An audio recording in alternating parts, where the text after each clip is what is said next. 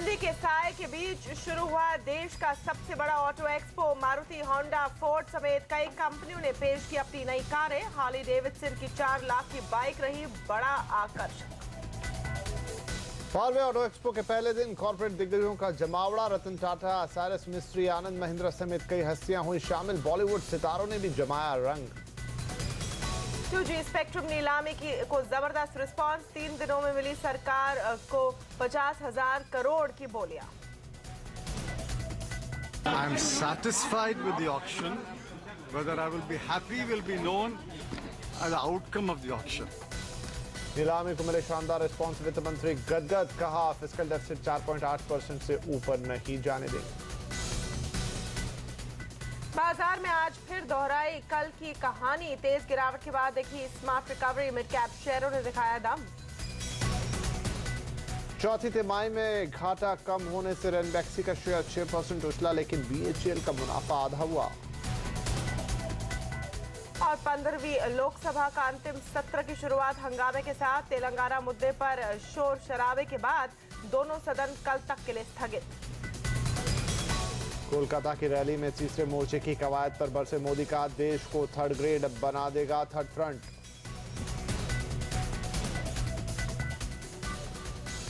नमस्कार, आवाज एट 9 में आपका स्वागत है। आपके साथ मैं हूं विपिन भट्ट और मैं हूं तमन्ना इनामदार दत्ता। आगे बढ़ने से पहले कुछ और हेडलाइंस पर एक नजर।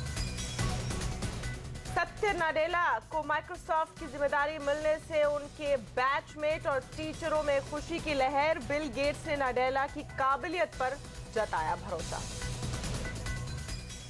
कोई एक फॉरेन कंपनी को तो छोड़ा नहीं इनकम टैक्स डिपार्टमेंट ने। मैं तो हमेशा ये कहता हूँ ना, टेररिज्म और पाकिस्तान की क्या जरूरत है। हमारे टैक्स डिपार्टमेंट ही बहुत है इंडिया को बर्बाद करने के लिए। सुप्रीम कोर्ट के वरिष्ठ वकील हरीश साल्वे ने टैक्स विभाग पर उठाई उंगली। खास मुलाकात में कहा, देश को बर्बाद कर रहा है टैक्स विभाग। गैर कांग्रेस गैर बीजेपी के 11 दलों ने किया तीसरे मोर्चे की संभावनाओं पर मंथन। संसद में गोलबंदी पर हुआ फैसला। बिजली कंपनियों पर लगाम लगाने की केजरीवाल सरकार की कोशिशों को झटका। अपीलेट ट्राइब्यूनल ने DERC को बगैर बताए कंपनियों के लाइसेंस रद्द करने पर लगाई रोक। नवी मुंबई एयरपोर्ट के लिए सरकार ने मंगवाई बोलियां। कंपनियां जून 18 तक भर सकती है request for qualification.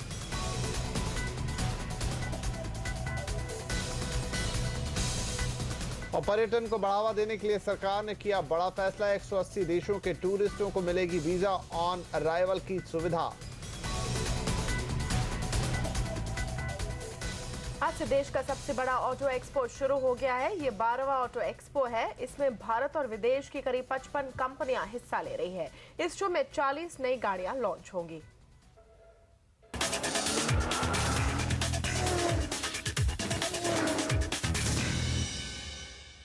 Auto expo की धमाकेदार शुरुआत आज हो गई। कार, 2 व्हीलर कंपनियों ने दरादर अपनी नई कारों से पर्दा उठाया। मारुति ने एक्सपो में 2 कारें दिखाई तो वहीं रेनो ने 4 कारों से पर्दा उठाया। कारों के साथ बाइक कंपनियां भी पीछे नहीं थी। होंडा हो या बजाज, यामाहा हो या फिर हार्ले डेविडसन, हर किसी ने अपनी शानदार बाइक्स ऑटो एक्सपो में दिखाई।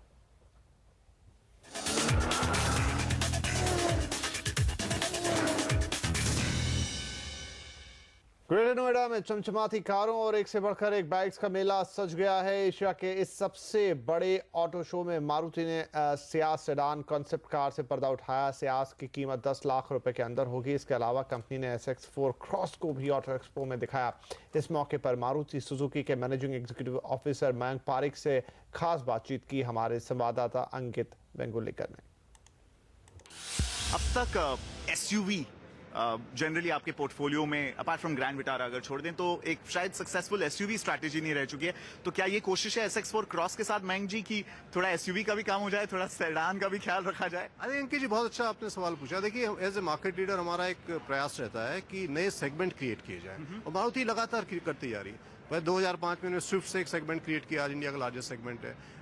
इवन लास्ट ईयर आप देखिए हमने अर्टिगा लॉन्च की तो मिनी MUV का सेगमेंट क्रिएट हुआ। और क्योंकि हमारा प्रयास रहता है कि अगर मार्केट को ग्रो करना है तो एक मार्केट लीडर के लिए जरूरी है नए सेगमेंट क्रिएट करना। सिर्फ मारुति नहीं, रेनो का जलवा भी ऑटो एक्सपो में छा रहा। रेनो ने 4 कारों से एक्सपो में पर्दा उठाया है। रेनो ने डस्टर एडवेंचर मॉडल को ऑटो एक्सपो में दिखाया। फ्लुएंस सेडान का नया वर्जन भी रेनो ने एक्सपो में दिखाया। इलेक्ट्रिक कार ZOE यानी ज़ो और क्रॉसओवर कॉन्सेप्ट क्वीड भी ऑटो एक्सपो में दिखाई गई। फोर्ड ने भी फिएस्टा सेडान का नया वर्जन ऑटो एक्सपो में शोकेस किया है। आज हमने जो यहाँ पे शॉकेस कर रहे हैं अपने स्टॉल पे एकदम नई कॉलियर्स जो अभी हमने लॉन्च करी है वो आज यहाँ पर है, जो कि बहुत मैनुअल और ऑटोमेटिक ट्रांसमिशन में है। नई फ्लुएंस जो कि बाजार में बहुत ही जल्द आने वाली है, आज हमने यहाँ पे शोकेस की है। और उसके अलावा डस्टर का एक नया एडिशन, एडवेंचर एडिशन, जो कि जल्द ही बाजार में आएगा, उसको भी आज हम शोकेस कर रहे हैं। होंडा ने जैज का अपग्रेडेड वर्जन भी ऑटो एक्सपो में पेश किया। नई जैज पहले से ज्यादा स्टाइलिश और फीचर से भरी है। हालांकि ये कब लॉन्च होगी और कीमत के बारे में कुछ खुलासा नहीं हुआ है। इसके साथ होंडा ने मल्टीपर्पज व्हीकल यानी MPV सेगमेंट में भी उतरने का ऐलान कर दिया। और ऑटो एक्सपर्ट टूटू धवन का मानना है कि मोबिलियो MPV सेगमेंट में धमाल मचाने की पूरी क्षमता रखती है। होंडा की सिर्फ एक यही चीज़ जो मार्केट में नहीं थी, जो आज तक उनकी एक थोड़ी सी ड्रॉबैक था, और अब ये लेके आए हैं Mobilio, which is a multi utility vehicle and very stylish. और साथ साथ में इनके USP है, इनके पास 2 इंजन भी हैं जो उसके अंदर वो दे सकते हैं, 1.5 लीटर पेट्रोल का भी और डीजल का भी। एंड ऑफ कोर्स जैसे उनकी डीजल की फ्यूल एवरेज 26 किलोमीटर की निकली हुई 2 गाड़ियों के अंदर ऑलरेडी, इसके अंदर भी कुछ ऐसा ही फ्यूल एवरेज इनकॉर्पोरेट कर दिया, तो this is going to be a hit in the market. इस ऑटो एक्सपो में फोर्ड इंडिया ने आज अपनी सेडान कार फिएस्टा के नए अवतार को लॉन्च किया। इसके हार्ट में कंपनी ने कोई बदलाव नहीं किया, लेकिन स्टाइलिंग को पूरी तरह से नए शेप में पेश कर दिया है। इस मौके पर फोर्ड इंडिया के एग्जीक्यूटिव डायरेक्टर विनय पिपरसेनिया से बात की हमारे संवाददाता अतुल ने। अब इसमें जो हमारा फोर्ड का ग्लोबली जो स्टाइलिंग है वो क्यूज अब आप देख सकते हैं। तो अगर सामने से आप गाड़ी देखोगे तो उसका जो हुड है उसमें अब जो हमारा ग्रिल है, जो हम रिवर्स ट्रेपेजॉइडल बोलते हैं, वो अब आ गया है। और अब जो भी दुनिया में आप फोर्ड गाड़ी देखोगे वो आपको ये ग्रिल मिलेगा। उसका जो हमारा लोगो है वो अब ऊपर एम्बेडेड हो गया है, जिसके कारण उसमें और स्ट्रीमलाइन और एरोडायनामिक आ गया है। अगर इसका विंडशील्ड देखो तो उसमें बहुत ही सूश है, जिसके कारण इस गाड़ी का जो स्टाइलिंग है और भी खास दिखने लगा है। इंटीरियर में जो पहले डार्क था अब उसमें हमने बेज कर दिया है। और सिर्फ कार ही नहीं, टू व्हीलर कंपनियों का जलवा भी ऑटो एक्सपो में जमकर बरस रहा है। दिग्गज टू व्हीलर कंपनी होंडा ने आज अपने पॉपुलर स्कूटर एक्टिवा के नए मॉडल से पर्दा उठाया। कंपनी ने एक्सपो में एक्टिवा 125 स्कूटर दिखाया। नया स्कूटर जून से मिलने लगेगा। कंपनी एक्टिवा 125 स्कूटर का दाम भी बाद में बताएगी। एक्टिवा 125 में जो नए फीचर्स हैं, खास हैं, एक तो डिजिटल मीटर, एलॉय व्हील और डिस्क ब्रेक और टेलीस्कोपिक फ्रंट फोक और 125 सीसी की पावर और पिकअप। जो काफ़ी कस्टमर्स हैं जो अपनी कम्यूटिंग के अंदर शहर में स्कूटर से मोर पिकअप और पावर चाहते हैं। अभी ऑल स्कूटर जो हमारे चारों अभी मार्केट में उपलब्ध हैं उनमें इंजन प्लेटफॉर्म 110 सीसी का सेम है। तो जाहिर था कि इस नई कैटेगरी की डिमांड को पूरा करने के लिए हमें एक नया इंजन प्लेटफॉर्म बनाना था, जो एक 125 सीसी के रूप में आज आपके सामने पेश किया है। इधर हीरो मोटर ने अपनी रणनीति में बड़ा बदलाव किया है। कंपनी अब प्रीमियम बाइक सेगमेंट में भी उतर रही है। कंपनी ने ऑटो एक्सपो में आज 620 सीसी हॉस्टर बाइक का प्रोटोटाइप दिखाया। इसके अलावा कंपनी ने passion pro, TR pro classic bikes को भी ऑटो एक्सपो में पेश किया। अब ये कंपनी सिर्फ मास मार्केट में नहीं रहेगी, ये कंपनी अलग अलग सेगमेंट में एंट्री करेगी। कई सारी आपने बाइक्स अभी लॉन्च की, 2-3 दिन पहले भी थी।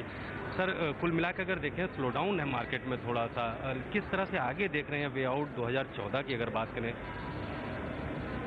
मेरा मानना है कि आज की तारीख में मार्केट स्लो है, मगर मेरा मानना है कि आगे चलते हुए इस कैलेंडर ईयर के सेकेंड हाफ में मार्केट जरूर उठेगी। इधर बजाज ने भी आज पल्सर के 3 नए अवतार लॉन्च किए। टू व्हीलर कंपनियों का जलवा भी ऑटो एक्सपो में जमकर बरस रहा है। अमेरिकी मोटरसाइकिल कंपनी हार्ले डेविडसन ने स्ट्रीट 750 बाइक लॉन्च की। इस बाइक की एक्स शोरूम दिल्ली कीमत 4.10 लाख रुपए है। यह हार्ले डेविडसन की अब तक की सबसे सस्ती बाइक है। बाइक की बुकिंग कंपनी 1 मार्च से शुरू करेगी।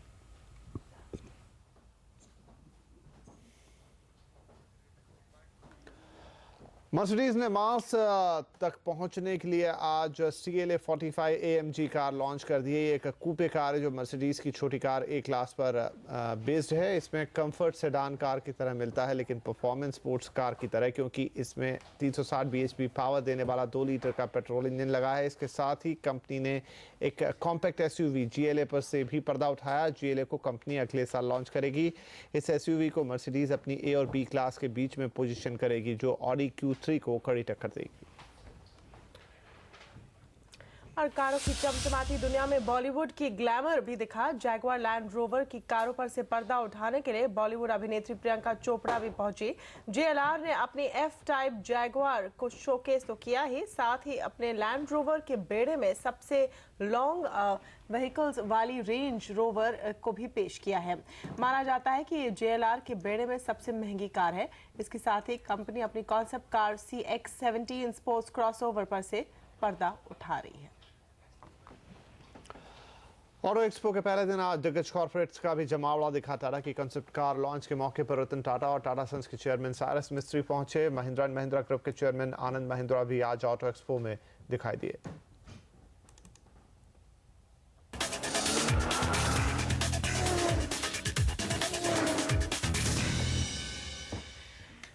विपिन, पिछला साल ऑटो कंपनियों के लिए बहुत ही खराब रहा। आपको लगता है ये स्ट्रैटेजी काम करेगी कि जब सेल्स गिर रहे हैं आप और भी प्रोडक्ट्स उतार दो? कई बार ऐसा होता है कि आप नए लॉन्चेस करके सेल्स को थोड़ा सा स्पाइक्स दे पाते हैं, लेकिन कुल मिलाकर अगर माहौल खराब है, लोग नहीं लेना चाहते हैं, तो उससे बहुत ज्यादा अंतर आता नहीं है। बस ये आखिरी ऑप्शन की तरह होता है कंपनीज के लिए नए नए मॉडल्स लॉन्च करें। कम से कम काफी ऑप्टिमिज्म तो दिख ही रहा है जी।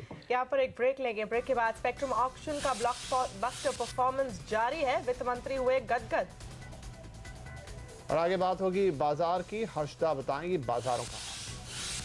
मार्केट्स में आज दिखा कंसोलिडेशन का दिन, लेकिन 6000 के लेवल को होल्ड कर पाने में कामयाब बाजार। स्टॉक स्पेसिफिक एक्शन ढेर सारा, उस पर नजर होगी मेरे साथ आगे।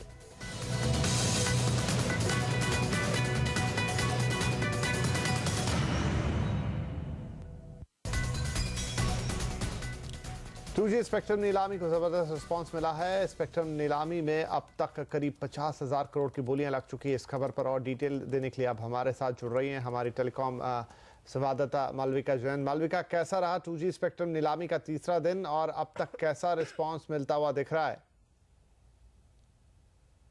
स्पेक्ट्रम नीलामी के तीसरे दिन के अंत में सरकार अभी तक अबाउट 44,000 करोड़ रुपीस की बिड रिसीव कर चुकी है, जिसमें से कि 13,000 करोड़ रुपए की जो बिड्स हैं उनकी अपफ्रंट पेमेंट इस फिस्कल के अंदर ही सरकार के पास आ जाएगी। अभी स्पेक्ट्रम की नीलामी करीब 2 दिन तक एटलीस्ट और चल सकती है और उसके आगे भी अगर डिमांड जैसे अभी तक एग्रेसिव बिडिंग हम कंपनियों से देख रहे हैं वो चलती रही तो स्पेक्ट्रम ऑक्शन और आगे भी चल सकता है। 21 राउंड्स बिडिंग के अभी तक हो चुके हैं, जिसमें से कि 900 मेगाहर्ट्ज स्पेक्ट्रम बैंड, जिसमें भारती एयरटेल, वोडाफोन, आइडिया और रिलायंस जियो और अन्य 4 कंपनियों का भी इंटरेस्ट है। उसकी जो नीलामी है उसकी एक्सेस डिमांड दिल्ली सर्कल में देखी गई है और नेगेटिव डिमांड कोलकाता और मुंबई सर्कल में देखी गई है। पर तीनों ही सर्कल में जो बिडिंग है वो रिजर्व प्राइस के बहुत ऊपर चल रही है। 50% से भी ज्यादा रिजर्व प्राइस तीनों मेट्रो सर्कल्स में 900 मेगाहर्ट्ज बैंड स्पेक्ट्रम के लिए बढ़ चुका है और 1800 मेगाहर्ट्ज स्पेक्ट्रम जो है उस पे भी एक्सेस डिमांड 3 सर्कल्स में देखी गई है, जो कि बिहार और कोलकाता को इंक्लूड करते हैं और उसके अलावा रिजर्व प्राइस जो है वो और सर्कल्स में भी बढ़ गया है। तो एक्सपर्ट्स का ये मानना है कि कल जब ऑक्शन 9 बजे शुरू होगा तो 1800 मेगाहर्ट्ज स्पेक्ट्रम के लिए डिमांड बढ़ जाएगी और ये अभी देखना बाकी है कि अंत में ऑक्शन के गवर्नमेंट कितने पैसे जुटा पाती है। बट ये बात निश्चित है कि वो 11,300 करोड़ का जो सरकार का बजटेड टारगेट है उससे ज्यादा पैसे जरूर जुटा पाएगी इस फिस्कल के लिए। शुक्रिया सारी डिटेल्स के लिए। 2G स्पेक्ट्रम नीलामी को कंपनियों की ओर से शानदार रिस्पांस मिल रहा है और कमाई के जबरदस्त संकेत से वित्त मंत्री पी चिदम्बरम बेहद खुश हैं। उन्होंने एक बार फिर उम्मीद जताई कि फिस्कल डेफिसिट 4.8% से ऊपर नहीं जाएगा। I'm satisfied with the auction. Whether I will be happy will be known at the outcome of the auction. Finance bill, the vote on account, and the appropriation will all be passed. But if it is passed without a debate or discussion, I won't be happy. I want it to be passed with discussion and debate. Have no doubt in your mind that the fiscal deficit will be contained at 4.8% or below. Global market से अच्छे संकेत और विदेशी संस्थागत निवेशकों की ओर से खरीदारी लौटने से आज बाजार ने चढ़ने की कोशिश की है। हालांकि बाजार करीब आज 0.25% की बढ़त के साथ ही बंद हो पाया, लेकिन अच्छी बात यह है कि निफ्टी 6000 के ऊपर टिके रहने में कामयाब रहा। बाजार का पूरा हाल जानने के लिए चलते हैं अपनी सहयोगी हर्षदा सावंत के पास। हर्षदा, आज भी हमने देखा कि कल की तरह पहले गिरावट आई और फिर बाजार ने एक रिकवरी नोट लिया, तो कैसे देखती हैं आज के इस बाजार को? डोमेस्टिक इंस्टीट्यूशंस यहां पर बाजार को सहारा देते हुए नजर आए हैं। प्रोविजनल आंकड़े आए हैं, उसमें साफ संकेत मिले हैं कि 800 करोड़ तक की डोमेस्टिक इंस्टीट्यूशंस ने खरीदारी की है। आज फिर एफआईआईज की ओर से बिकवाली के ही आंकड़े नजर आए, लेकिन उन डीआईआईज के पैसे से हमने देखा है बाजार कुछ सपोर्ट पाता हुआ दिखाई दिया। 6000 के आंकड़े को होल्ड कर पाने में कामयाब, लेकिन मिड कैप स्टॉक्स में ज्यादा एक्शन देखने को मिला है। यहीं पर ज्यादा एक्टिविटी देखी जा रही है। खास तौर से आज बाजार में जो गेन्स आए हैं वो मेटल काउंटर्स की बदौलत आए हैं। यहीं पर ज्यादा चमक थी। टाटा स्टील में हमने देखा सबसे ज्यादा तेजी, 5% का इजाफा। हिंडाल्को, सेल जैसे काउंटर्स में भी जमकर खरीदारी हुई। ऑटो एक्सपो का जोश इन स्टॉक्स में भी देखा गया। M&M, Tata Motors, Bajaj auto, सभी में हमने देखा अच्छी खासी तेजी बनती हुई दिखाई दी। टेक्नोलॉजी काउंटर्स में एक अच्छा फ्लेवर था। टेक महिंद्रा का परफॉर्मेंस काफी बढ़िया और उसके बाद स्टॉक 4% भागा। TCS, हेक्सावेयर जो कल पिटे थे, वहां पर आज फिर से एक पुल बैक देखने को मिला है। दूसरे गेनर्स में DLF, कोल इंडिया, NTPC जैसे शेयरों में भी लोगों ने खरीदारी के ही सौदे डाले, लेकिन आज ज्यादा एक्शन था नतीजों के बल के लिहाज से। PFC नंबर्स अच्छे तो स्टॉक को एक थम्स अप मिला, 5% से ज्यादा की बढ़त। कमिंस, प्रेस्टीज एस्टेट्स में भी हमने देखा ट्रेडर्स ने फिर तेजी की पोजीशन ली है नतीजों को देख। हालांकि निराशा हाथ लगी है BHEL के नंबर्स के बाद। ईयर ऑन ईयर दबाव देखा गया है कंपनी की बुक्स पर, इसीलिए वो स्टॉक 1% नीचे फिसला। लेकिन रैनबैक से आज का स्टार परफॉर्मर था टाटा स्टील के साथ।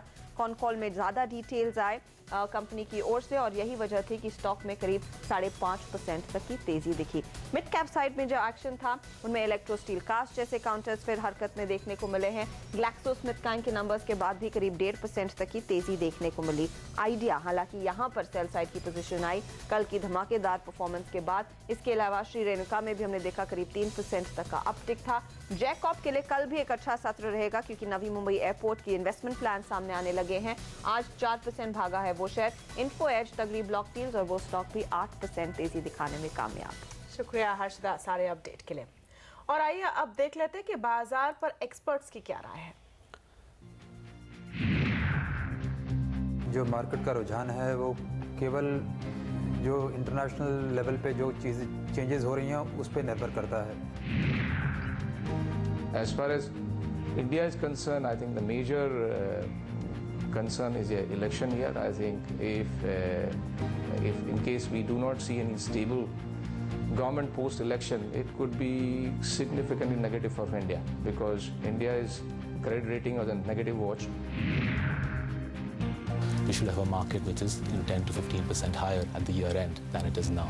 So structurally we'll be driven by events in our country, especially the elections and I think second half macro data.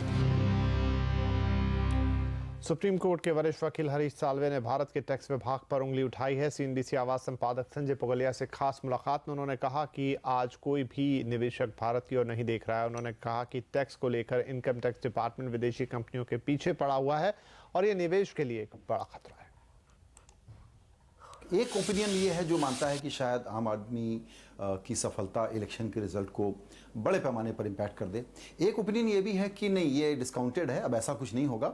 जो पॉलिटिकल डायरेक्शन है ब्रॉडली डिसाइडेड है। यूपी और एनडीए के बीच में जिस तरह का मुकाबला हम देख रहे हैं कि अनफोल्ड हो रहा है, तो जो आपके क्लाइंट्स जो कि बाहर के बिजनेसमैन हैं, इंडिया के बिजनेसमैन हैं, बड़े इन्वेस्टर्स हैं जिनसे हम पैसा कहते हैं कि आ करके यहाँ इन्वेस्ट करो, जो लोग ये मानते हैं कि शायद आम आदमी पार्टी एक मार्जिनल फैक्टर है, बड़ा फैक्टर नहीं है, फिर उनकी क्या फिक्र बसती है? देखो, मैं एक चीज आपको बताऊं, इंडिया स्टोरी इज ओवर। क्या बात है? It may restart today. Nobody is looking at India. आज कोई नहीं देख रहा। हमारे क्लाइंट्स हैं, उनके आगे वोडाफोन के बाद मैंने 4-5 क्लाइंट्स को कहा कि यहां निवेश मत करो। आपको अगर करना है तो एक मान के चलो आप कि भाई हमारी जो ग्रोस इनकम है उस पर 20% हटा दो। आपका प्रोजेक्ट प्रॉफिटेबल है तो इन्वेस्ट करो। किसी ने, सबने कहा साहब ऐसा तो हो नहीं सकता। हमने कहा फिर मत करिए, क्योंकि यहाँ टैक्स में आपकी सर्टेनिटी नहीं है। इनकम टैक्स डिपार्टमेंट ने जो लॉलेसनेस छिड़ी हुई है फॉरेन कंपनीज के ऊपर, हमारे फाइनेंस मिनिस्टर जो मानते हैं कि शेयर कैपिटल पे टैक्स नहीं लग सकता, कुछ नहीं कर पा रहे। 10,000, 20,000, 25,000 करोड़ की डिमांड्स रेज की जा रही हैं। आज IBM के पीछे पड़े हुए हैं वो। कोई एक फॉरेन कंपनी को तो छोड़ा नहीं इनकम टैक्स डिपार्टमेंट ने। मैं तो हमेशा ये कहता हूँ ना, टेररिज्म और पाकिस्तान की क्या जरूरत है, हमारे टैक्स डिपार्टमेंट ही बहुत है इंडिया को बर्बाद करने के लिए। आम आदमी पार्टी के आर्थिक एजेंडे को लेकर काफी कंफ्यूजन है और इसका असर देश में इन्वेस्टमेंट पर भी पड़ सकता है। CNBC आवाज संपादक संजय पुगलिया से खास मुलाकात में सुप्रीम कोर्ट के वरिष्ठ वकील हरीश साल्वे ने कहा कि अगर आप भी लेफ्ट की राह चले और उसकी स्थिति और मजबूत होती है तो निवेशक भारत से मुंह मोड़ लेंगे। उन्होंने कहा कि कॉर्पोरेट्स को मोदी से काफी उम्मीद है और निवेशक अब चुनाव का इंतजार कर रहे हैं। इकोनॉमिक फ्रंट पर आपकी फिक्र उसमें साफ थी कि कोई फैसले नहीं हो रहे, अब चुनाव के सामने खड़े हैं हम। कुछ बदला है या और बिगड़ा है माहौल? लोगों में अब ये है कि चलो जो भी हो ख़त्म हो और आगे बढ़ें। सिर्फ कंसर्न एक ये नया आ गया है ज़रूर कि ये अगर आम आदमी पार्टी आगे बढ़े, इनका इकोनॉमिक एजेंडा क्या है ये अब बताने को राज़ी नहीं है। और लोगों को ये फीलिंग है कि इनका एक एक्सट्रीम लेफ्ट इकोनॉमिक एजेंडा है। 60-65% टैक्स हो जाए, सब रीनेशनलाइज हो जाए, सब पब्लिक प्राइवेट पार्टनरशिप कैंसिल हो जाए। अगर ये एजेंडा हो तो इन्वेस्टर्स जानना चाहेंगे तो कि भाई इंडिया को आप फिर देखना बंद कर दें, और अगर नहीं हो तो फिर मोदी साहब का कहना ये है कि उनका प्रो बिजनेस, प्रो ये हैं, उनको क्रिटिसाइज़ किया जाता है, वो प्रो कॉरपोरेट हैं, वो तो ओपनली कहते हैं प्रो कॉरपोरेट हैं। तो उस पर बहुत निर्भर है। तो लोग देख रहे हैं इंडिया को, इतने महीने हो गए, चलो 4 महीने और सही। और माइक्रोसॉफ्ट के नए भारतीय मूल के CEO सत्या नडेला को सब दे रहे हैं शुभकामनाएं। क्या होगी नडेला की चुनौतियां? बात करेंगे नैस्कॉम के पूर्व प्रेसिडेंट सोम मित्तल से इस ब्रेक के बाद।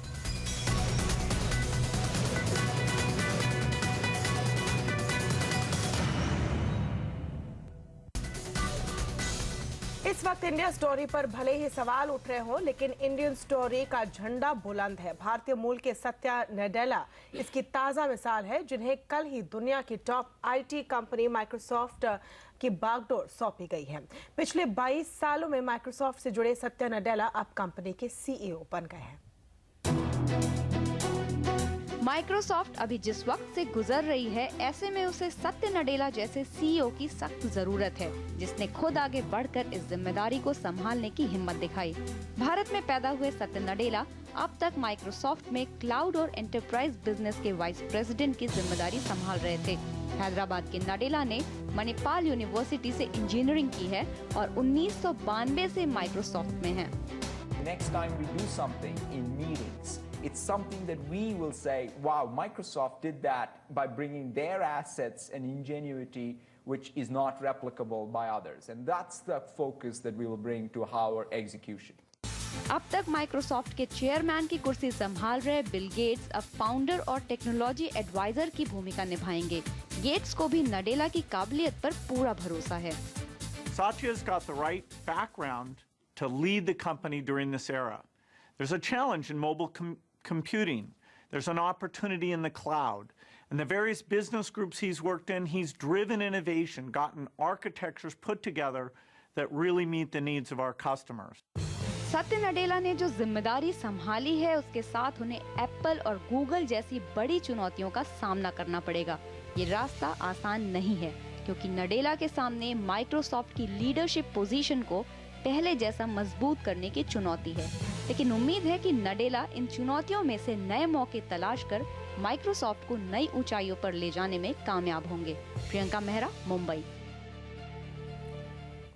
सत्या नडेला की इस शानदार उपलब्धि पर उनके सहपाठी और उनके टीचर्स भी गदगद हैं। आइए सुनते हैं क्या कहना है उनका। He tried cricket, he just bowled the ball and he was taken to the cricket team. And he tried to just run 100 meters and he was taken to our athletic team. That's how it is, and that's what has happened to him today. He's reached there. He probably just tried a bit and got it. It gives me goosebumps to see that Satya from our class has become a CEO, and it takes a lot to be working as a CEO for Microsoft. I think all of us are very proud. I think this from both the students as well as faculty of the university. It's a great day for Manipal. So we're very proud of him. It was a batch I understand about 40 students. In fact, the students were good. But I found Nadella different than others from the fact that he would think always a little differently than others. He was always a team member. In fact, he, I think, was ready to accept challenges. But it's also a great day for corporate America, an example for us, because an immigrant, an outsider, has come and become the CEO of one of the biggest companies. It's a very proud moment for Manipal because one of our alumni has become the CEO of Microsoft. I mean, Manipal stands tall as a university. Satya Nadella की उपलब्धि कितनी बड़ी है और उनके सामने क्या चुनौतियां होंगी, इस पर बात करते हैं नैसकॉम के पूर्व प्रेसिडेंट सोम मित्तल से। मित्तल साहब, स्वागत है आपका। सत्या नाडेला माइक्रोसॉफ्ट के सीईओ बन चुके हैं, उनकी इस अचीवमेंट को आप कैसे देखते हैं? नहीं, ये एक महत्वपूर्ण बात है कि एक ग्लोबल सर्च करने के बाद सत्या नाडेला को सीईओ चूज किया गया। माइक्रोसॉफ्ट टेक्नोलॉजी फील्ड में इतनी महत्वपूर्ण भूमिका निभाता है क्योंकि वो सीईओ जो वहाँ का लिया जाए, वो डेवलपिंग वर्ल्ड के लिए क्या करेंगे, उनकी क्या अंडरस्टैंडिंग है, ये एक बहुत महत्वपूर्ण चीज़ है। और सत्या जी एक जो कि हिंदुस्तान में पढ़े और फिर आगे उन्होंने इतना कंट्रीब्यूशन किया कि आज उनको सीईओ बनाया गया। ये जितने भी यंग लोग हैं उनके लिए भी बहुत महत्वपूर्ण है कि वो जो यहाँ से पढ़ रहे हैं, वो उनकी एस्पिरेशंस जो हैं वो कहाँ तक पहुँच सकती हैं, वो एक बहुत ही ऊंचे दर्जे का एक एग्जाम्पल बन जाता है ये। मित्तल साहब, सत्या ने माइक्रोसॉफ्ट की बागडोर एक ऐसे वक्त में संभाली है जब देखें तो गूगल, एप्पल जैसी कंपनियों को कड़ी टक्कर दे रही, कड़ा मुकाबला रख रही। तो इस वक्त क्या लगता है आपको, नाडेला साहब के सामने सबसे बड़ी चुनौतियां क्या होंगी? नहीं, देखिए, एक तो बहुत अच्छा हुआ कि जो माइक्रोसॉफ्ट है उसका एक बहुत स्ट्रांग कल्चर है और उन्होंने एक्सटर्नल सर्च करने के बाद भी इंटरनल आदमी को चूज़ किया, सत्या जी को चूज़ किया। ये एक बहुत ज़रूरी चीज़ है क्योंकि वो जो बाहर का कोई आता उसको और चैलेंजेस लेने पड़ते। दूसरी बात, सत्या जी जो हैं वो काफ़ी रोल्स कर चुके हैं, लेकिन जो उनका मोर रीसेंट रोल था वो जो क्लाउड के एरिया में काम कर रहे थे, तो वो नए फील्ड्स में जिसको कि माइक्रोसॉफ्ट को अडॉप्ट करना है और बहुत तेज़ी से करना है, वो नए एरियाज़ को लेके आए हैं। यंग हैं, डेवलपिंग वर्ल्ड में बढ़ चुके हैं, तो वहीं पर नए मार्केट्स आ रहे हैं।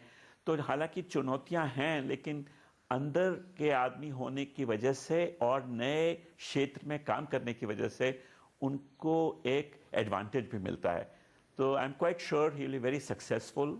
और एक ये ना केवल माइक्रोसॉफ्ट के लिए एक कीर्तिमान है, बल्कि जो यंग लोग हैं जहाँ एक कंपनी में रह के वो सीईओ तक माइक्रोसॉफ्ट जैसी most valued company in the world में ये पोजीशन ले सकते हैं, मेरे ख्याल से ये भी बहुत महत्वपूर्ण है। शुक्रिया मित्तल साहब हमसे बात करने के लिए। और यहाँ पर एक ब्रेक लेंगे। आगे कोलकाता में नरेंद्र मोदी भरसे ममता बनर्जी पर दे दी सीधी चुनौती। और गैर कांग्रेस, गैर बीजेपी दल हो गए तैयार, 11 पार्टी आए साथ साथ।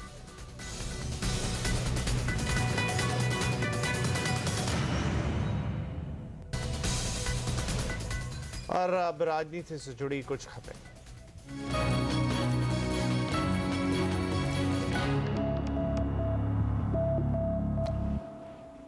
गुजरात के मुख्यमंत्री और बीजेपी के पीएम उम्मीदवार नरेंद्र मोदी आज फिर बरसे हैं, लेकिन आज उन्होंने राहुल और कांग्रेस को नहीं बल्कि लेफ्ट और थर्ड फ्रंट को निशाने पर लिया। उन्होंने कोलकाता की रैली में लेफ्ट फ्रंट पर जमकर हमला बोला।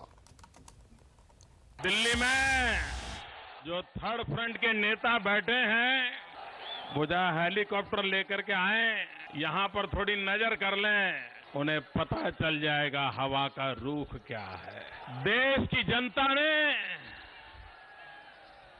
फैसला कर लिया है। मोदी ने बंगाल की मुख्यमंत्री ममता बनर्जी पर निशाना साधते हुए कहा कि परिवर्तन परिवर्तन कहकर उन्होंने जनता से वादा किया था, लेकिन परिवर्तन आया नहीं। मोदी कोलकाता की रैली में इमोशनल कार्ड खेलते नजर आए। उन्होंने कहा कि इंदिरा गांधी की हत्या के बाद और फिर 2004 में सोनिया गांधी के पीछे हटने पर सबसे वरिष्ठ प्रणब मुखर्जी को प्रधानमंत्री बनाना चाहिए था, लेकिन कांग्रेस ने ऐसा नहीं किया। उन्होंने कहा कि बंगाल इस बात को याद रखे। जब श्रीमती इंदिरा गांधी की हत्या हुई, राजीव गांधी कलकत्ते में थे, वापिस गए। लोकतंत्र तो ये कहता है कि उस समय श्रीमती इंदिरा गांधी की सरकार में जो सीनियर मोस्ट मिनिस्टर थे वो श्रीमान प्रणब मुखर्जी थे। अच्छा होता उस दिन देश के प्रधानमंत्री के रूप में प्रणब मुखर्जी को अवसर दिया गया होता। मेरे बंगाल के भाइयों बहनों, इन चीजों को भूलना मत, ये मैं आग्रह करता हूं। इतना ही नहीं, 2004 में बहुत स्वाभाविक था कि अगर मैडम सोनिया जी बनना नहीं चाहती थी तो अवसर प्रणब दा को मिलना चाहिए था, लेकिन मनमोहन सिंह जी को बिठा दिया गया, प्रणब दा को अवसर नहीं दिया गया। कांग्रेस ने मोदी के इस बयान को बेहद दुर्भाग्यपूर्ण बताया है। कांग्रेस नेता मनीष तिवारी ने कहा कि मोदी ने राष्ट्रपति को राजनीति में घसीटकर पद की गरिमा का निरादर किया है। It's extremely unfortunate that the Chief Minister of Gujarat has sought to trample constitutional propriety by dragging the august office of the President of India into a political discourse. उधर लोकसभा चुनाव से पहले तीसरे मोर्चे ने भी अपनी ताकत बढ़ाना शुरू कर दी है। इसी कोशिश में तीसरे मोर्चे की एक अहम बैठक हुई जिसमें 11 दलों ने हिस्सा लिया। इसमें Biju Janata Dal, Samajwadi party, CPM, JDU, communist party, JDS और एआईएडीएमके शामिल हैं। कोशिश है कि लोकसभा चुनाव से पहले गैर कांग्रेसी और गैर बीजेपी मोर्चा खड़ा कर लिया जाए। इस बैठक में इस बात पर चर्चा हुई कि वो कौन से मुद्दे होंगे जिन पर सभी दल एक राय हो सकते हैं। रामगोपाल जी, ये थर्ड फ्रंट की मीटिंग कितनी दूर तक जाएगी? ये चुनाव में और चुनाव के बाद तक जाएगी और चुनाव के बाद देश की सत्ता पर काबिज होगा। हम सांप्रदायिकता के विरोध में कन्वेंशन किए हैं। अब पार्लियामेंट के अंदर हम लोग सब मिलकर एक ब्लॉक की जैसे काम करेंगे। ये गठबंधन जो होगा ये कोई देशव्यापी फ्रंट का रूप नहीं लेगा। ये होगा हर प्रांतों में जहाँ पर ये रीजनल पार्टीज हैं उनके साथ मिलकर चुनाव किस तरीके से लड़ेंगे।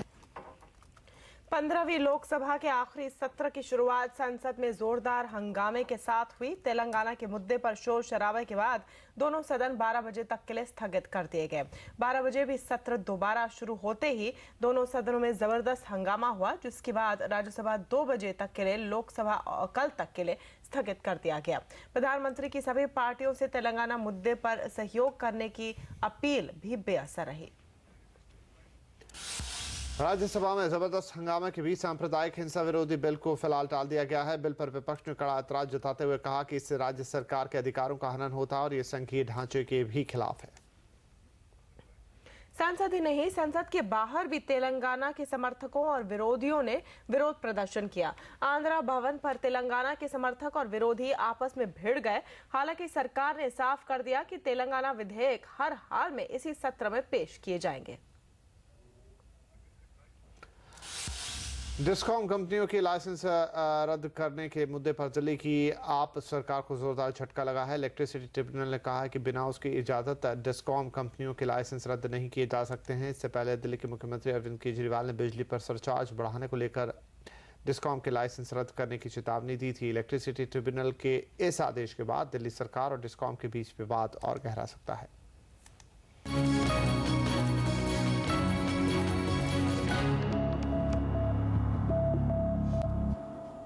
दवा कंपनी रैनबैक्सी की सेहत सुधरी। कंपनी के शानदार नतीजों से बाजार खुश, लेकिन बेल ने किया बाजार को नाराज। दोनों कंपनियों के नतीजे पर होगी विस्तार से चर्चा इस ब्रेक के बाद।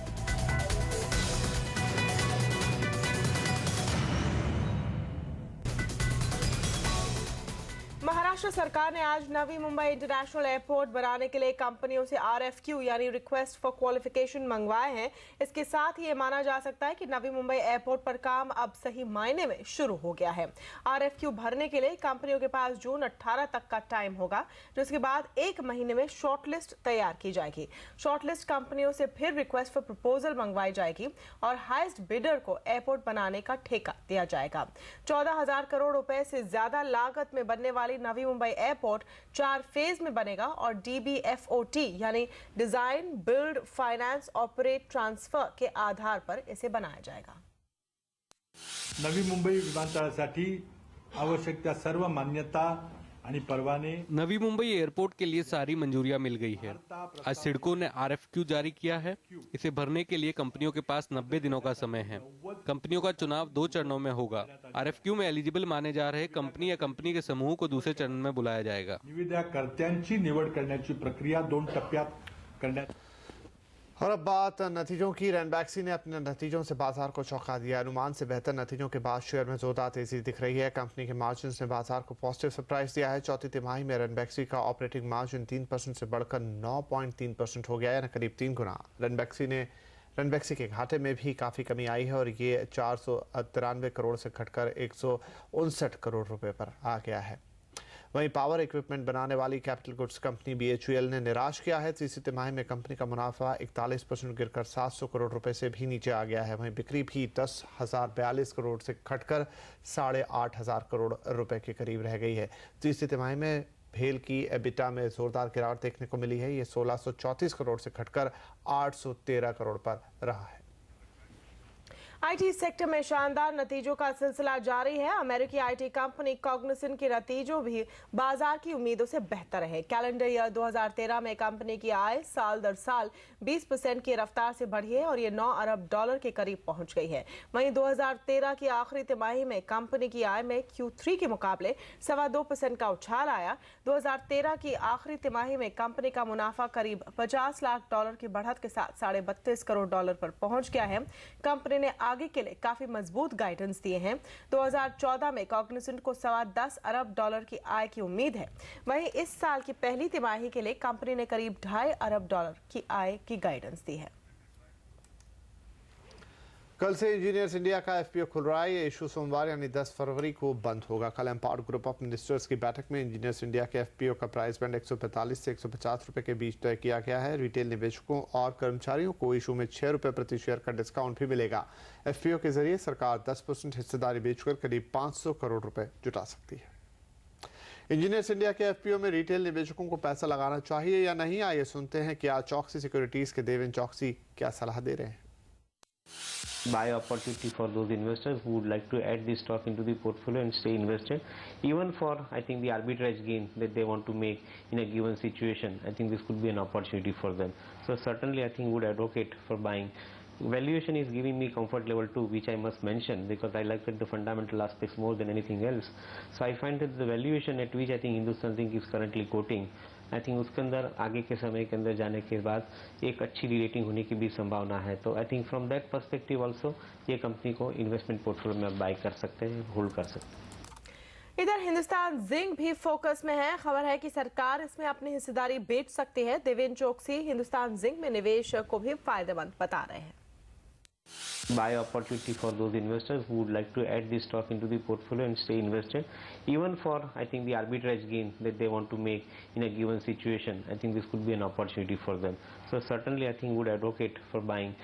Valuation is giving me comfort level 2, which I must mention because I like the fundamental aspects more than anything else. So I find that the valuation at which I think Hindustan Zinc is currently quoting, I think उसके अंदर आगे के समय के अंदर जाने के बाद एक अच्छी रेटिंग होने की भी संभावना है। तो I think from that perspective also ये कंपनी को इन्वेस्टमेंट पोर्टफोलियो में बाय कर सकते हैं, होल्ड कर सकते हैं। और पेंशन धारकों के लिए है खुशखबरी। सरकार ने न्यूनतम पेंशन 500 से बढ़ाकर 1000 रुपए कर दी है। पूरी खबर देखिए ब्रेक के बाद।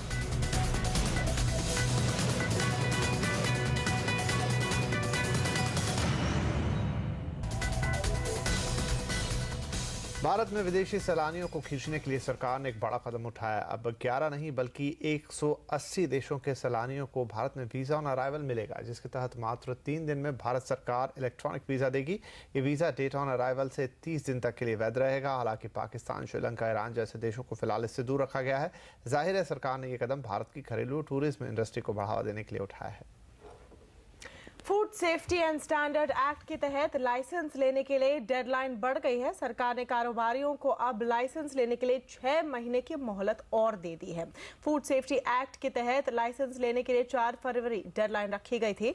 आंकड़ों के मुताबिक ज्यादातर कारोबारियों ने अब तक लाइसेंस नहीं लिया है और ऐसे में फूड इंडस्ट्री इसे लेकर परेशान थी।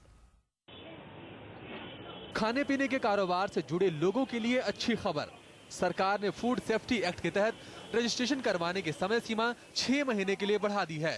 नए कानून के मुताबिक सालाना 12 लाख से ज्यादा टर्नओवर वाले कारोबारियों को लाइसेंस लेना है, जबकि इससे कम इनकम वालों को सिर्फ रजिस्ट्रेशन करवाना है। हालांकि फूड इंडस्ट्री से जुड़े लोग इसका विरोध कर रहे हैं। हमारी बात यह है कि ये जो कानून बना गया है ये सीधा यूरोपियन मानक और अमेरिकन मानक को लग के सीधा थोपा गया है भारत के अंदर। तो उस व्यापारियों के जिनके ऊपर ये कानून है उनको विश्वास में लिया जाए। जो कानून इम्प्लीमेंटेशन करने में शक्य बनते उसी तरह के कानून के लिए कमेटी बनाई जाए। काफी कोशिशों और तारीखें बढ़ने के बाद 4 फरवरी को एक्ट लागू होना था, लेकिन एक बार फिर से इसकी मियाद 6 महीने के लिए बढ़ा दी गई है। आंकड़ों की बात करें तो सिर्फ 15% कारोबारियों ने अब तक लाइसेंस लिया है या रजिस्ट्रेशन करवाया है। अकेले गुजरात में 1,25,000 लोगों ने रजिस्ट्रेशन करवाया है और 9,000 के करीब लोगों ने लाइसेंस लिया है। ये संख्या राज्य के खाने पीने के कारोबार से जुड़े कारोबारियों की कुल संख्या का महज 15% ही है। गुजरात के अंदर करीब लाइसेंस रजिस्ट्रेशन दोनों मिला के 1,35,000 के आसपास में है और मुझे भी लग रहा है कि बिकॉज ये फूड वाइड है, उसका जो व्याप जो है हिसाब से अभी भी हमको काफ़ी काम करना है। लोगों को भी अभी जानकारी देनी है, लोगों को भी लाइसेंस लेना है। नए कानून के लागू होने से होटल, रेस्तरां हो या फिर दुकानों में मिलने वाले खाने पीने की चीजें सभी के साथ उनमें इस्तेमाल होने वाले ingredients, packing date, expiry date की जानकारी देनी होगी। पैकेज्ड फूड बेचने वालों को पैकेट्स पर अपना लाइसेंस नंबर भी छपवाना होगा। जानकार कहते हैं कि अगर सही मायने में फूड सेफ्टी एक्ट लागू हो जाता तो देश के 80% से ज्यादा फूड कारोबार से जुड़े लोग इसके नियमों पर खरे नहीं उतरते। यही सब माथापच्ची और काम में बढ़ोतरी की वजह से कारोबारी इस एक्ट का विरोध कर रहे हैं। वैसे तो food safety and standard act को अगस्त 2011 में ही देश भर में लागू किया गया था, लेकिन अभी तक उसके रजिस्ट्रेशन और लाइसेंस की प्रक्रिया पूरी नहीं हो पाई है। इतना ही नहीं, सरकारी अधिकारी मान रहे हैं कि जिस तरह का इंफ्रास्ट्रक्चर, लेबोरेटरी फैसिलिटी और ट्रेन स्टाफ होने चाहिए वो अभी भी उनके पास नहीं है। ऐसे में देश भर में इस तरह का एक्ट कैसे लागू हो पाएगा? मनीष देसाई, अहमदाबाद। पेंशन धारकों के लिए खुशखबरी है। अब न्यूनतम पेंशन 1,000 प्रति माह तो मिलेगी। सरकार ने आज इस पर मंजूरी दे दी है। अब तक मात्र 500 रुपए हर महीने पेंशन के तौर पर मिलते थे। मिनिमम पेंशन बढ़ने से किस को फायदा होगा, इस पर हमने बात की CPFC के कमिश्नर के जालान से और ये बातचीत की हमारी संवाददाता दीपाली नंदा ने। तो सेंट्रल बोर्ड ऑफ ट्रस्टीज की बैठक में कौन से बड़े फैसले लिए गए हैं? सेंट्रल बोर्ड ऑफ ट्रस्टीज में कई महत्वपूर्ण फैसले हुए हैं आज। एक तो पहले ही हमने CBT का फायदा उठाया और हमने ई-गवर्नेंस की तरफ एक और कदम बढ़ाया है। हमने आज कंप्लायंस सॉफ्टवेयर लॉन्च कराया है जिससे हम कंप्लायंस के जो इश्यूज हैं उनके ऊपर हम ई-गवर्नेंस मोड से पूरी तरह मॉनिटरिंग कर पाएंगे। सर, ये पेंशन स्कीम की जो EPS एक्ट में बदलाव करने की बात की जा रही थी और डिपार्टमेंट ऑफ एक्सपेंडिचर ने काफी सारे उसके अंदर शर्तें रखी थी कि आप जो पेंशन की सीमा है उसको 58 से बढ़ाकर 60 साल कर दीजिए और अगर पेंशन कैलकुलेशन ईयर की बात करें तो 1 साल प्रीवियस से बढ़ाकर 5 साल पहले का उसको आधार रखिए। इस तरह के सजेशन को क्या मान लिया गया है? जो बदलाव है उन्हें रिकमेंड कर दिया गया है CBT की तरफ से? जो मुख्यतः चीजें इंपॉर्टेंट थी, जैसे 1 साल की एवरेज पे लेनी है, उसके साथ 5 साल की लेनी चाहिए, प्रो रेटा लेनी चाहिए, ये मान ली गई है। जो 58 से 60 साल की उम्र है वो मानी नहीं गई है, उन्होंने कंडीशन करने के लिए माना था। जो उन्होंने कहा था कि और ज़्यादा इक्विटी में पार्टिसिपेशन करना चाहिए वो हमने नहीं माना है। जो ये कहा गया था कि 22 से 2 साल का बोनस खत्म कर देना चाहिए वो भी माना नहीं गया है। पर मुख्यतः जो उन्होंने कहा था कि 15,000 से ऊपर लोगों को 1.16% नहीं देंगे वो भी मान लिया गया है। सबसे बड़ी बात यही कि जो बताया गया था कि सिर्फ 1 साल के लिए ही पूरा बदलाव किया जा रहा है। इस पर किस तरह का रुख है CBT का और फाइनेंस मिनिस्ट्री से? अब आपकी तरफ से क्या रिकमेंडेशन भेजी जा रही है? क्या इसको आगे एक्सटेंड किया जाएगा या नहीं? CBT ने तो यही कहा है कि 1 साल के लिए लागू करना मुश्किल है। इसको यदि लागू करना है तो इसको परमानेंट ही एक किस्म का ये स्कीम को देना पड़ेगा। हम इसी ध्येय के साथ ही मिनिस्ट्री ऑफ फाइनेंस को और कैबिनेट को रिक्वेस्ट कर रहे हैं, मिनिस्ट्री ऑफ लेबर को, कि इसको 1 साल के लिए नहीं करें, आप पूरे समय के लिए करें। और आवाज 9 में फिलहाल इतना ही। तो कल आपसे फिर होगी मुलाकात, तब तक के लिए नमस्कार।